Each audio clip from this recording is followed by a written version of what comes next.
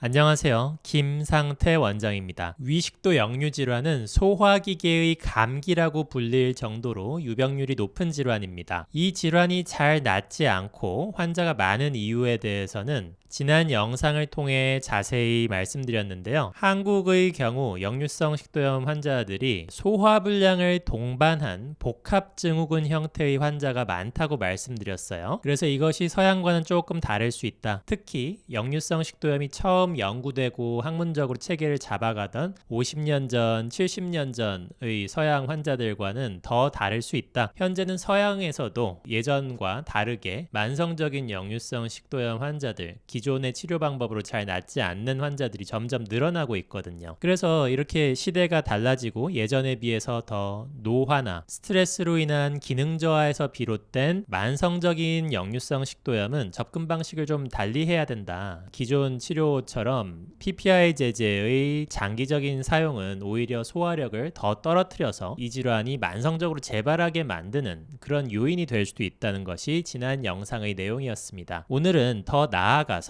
이 역류성 식도염 환자가 워낙 많은데 과연 이게 다 역류성 식도염 환자가 맞을까? 하는 그런 문제 제기를 해보겠습니다. 이 영상을 끝까지 보시면 내가 여태까지 역류성 식도염으로 알아왔던 그런 증상들이 사실은 조금 다른 관점에서 들여다보면 명확하게 그 증상들이 이해될 수 있으실 것입니다. 그러면 이 만성적으로 재발하는 역류성 식도염 환자들의 특징을 알아볼 텐데요. 그 전에 먼저 전형적인 역류성 식도염, 정확한 명칭은 아닌데 이 PPI 제제가 만들어질 때 이 약이 목표로 하던 환자들을 먼저 살펴보겠습니다. 전형적인 역류성 식도염이라고 그냥 불렀고요. 이런 환자들은 어떤 특징이 있냐면 일단은 당연하겠지만 가슴이나 목, 이 부위에 정말 타들어가는 듯한 통증을 느낍니다. 통증의 정도가 일단 세요. 굉장히 심합니다. 이것 때문에 잠을 못 이루고 통증 자체가 너무너무 심해서 견딜 수 없을 정도. 그리고 역류를 하는데 그냥 역류가 아니라 좀 강한 역류, 왈칵 역류한다든가 그 역류를 했을 때의 쓰림의 강도도 굉장히 심합니다. 자, 이게 무슨 말이냐면 이 위산의 산도가 이 사람들은 정상범위라는 거예요. 위산의 산도가 정상범위라는 건 엄청나게 강산이라는 거거든요. 식초 원액보다도 더 강한 산이니까 그런 게 여기까지 역류를 한다면 정말 통증이 심할 수밖에 없습니다. 강한 역류라고 했잖아요. 그러니까 신물이 여기까지 왈칵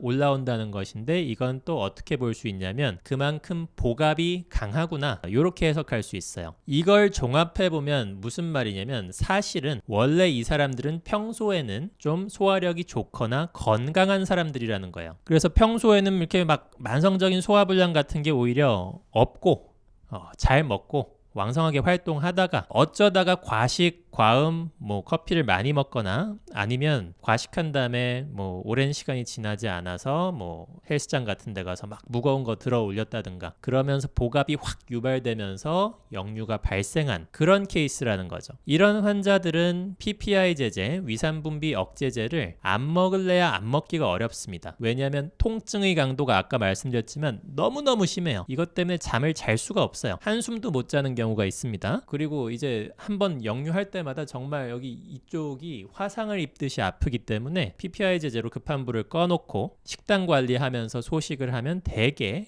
며칠에서 일주일 안에 회복이 됩니다. 왜냐하면 평소에 건강하던 사람들이었으니까. 그리고 요게 이제 사실 수십 년 전에 PPI 제제가 만들어질 때 전 세계적으로 알려져 있던 역류성 식도염 환자들의 전형적인 모습이었어요. 그런데 점점 비전형적인 역류성 식도염 환자의 비율이 늘어나기 시작했습니다. 특히 한국에는 원래 이런 환자들이 더 많았고요. 비전형적인 역류성 식도염은 그냥 제가 이름 붙인 것인데 달리 말하면 이제 소화불량이 동반된 복합증후군 형태로 보시면 돼요. 복합증후군. 자, 이런 환자들의 특징은 뭐냐면 목이나 가슴이나 요 식도 부위에 불편감이 있기는 있습니다. 그런데 통증보다는 이상감각이나 불편감으로 나타나요. 예를 들면 모기물감이라든지 목이 늘 건조하고 칼칼하다든지 아니면 입이 쓰거나 이쪽에 열감이 있거나 기타 이상 감각이 나타납니다. 목이 조이는 듯한 느낌, 부어있는 듯한 느낌, 이런 감각을 항상 호소를 합니다. 그래서 그런 증상 때문에 PPI 제제 같은 걸 먹었을 때 치료율이 좀 떨어져요. 제대로 안 나으니까 뭐 내시경도 해봐도 내시경상 식도에 염증 소견이 있는 경우도 있고, 한 1년 이상 이런 증상으로 고생했는데 오히려 내시경상 식도가 깨끗하다, 이걸 비미란성 역류성 식도염이라고 하는데, 식도가 깨끗한 경우도 있습니다. 식도에 염증 흔적이 있더라도 그렇게 심하지 않은 경우도 많고요. 그 다음에 이런 환자들은 또 어떤 특징이 있냐면, 이제 가슴 부위 막 타들어가는 통증보다는 가슴이 그냥 답답해요. 근데 이거를 이제 병원 가서 얘기하면 역류성 식도염으로 추정이 되니까 위산분비 억제제를 처방을 해주는데 오히려 더 심해지는 경우도 있습니다. 가슴 답답하다는 게 사실 뭐 소화 안 될 때 명치 부위나 가슴 부위가 답답하잖아요. 사실상 소화불량으로도 볼 수 있는 그런 증상입니다. 그리고 뭐 가슴 쪽에 두근거림이 있는데 이게 불안할 때의 두근거림인지 아니면 화끈화끈거리는지 좀 애매한 그런 증상으로 나타나는 경우가 많습니다. 한마디로 소화불량이 반드시 동반되는 형태의 역류성 식도염이라는 거예요. 근데 이게 과연 역류성 식도염이 주인지 아니면 소화불량이 주인지 아니면 불안장애나 약한 강도의 어떤 공황장애, 그로 인해서 가슴 부위에 항상 좀 두근거림이나 답답함, 불안감, 우리가 노심초사했을 때의 어떤 입이 탄다고 하잖아요.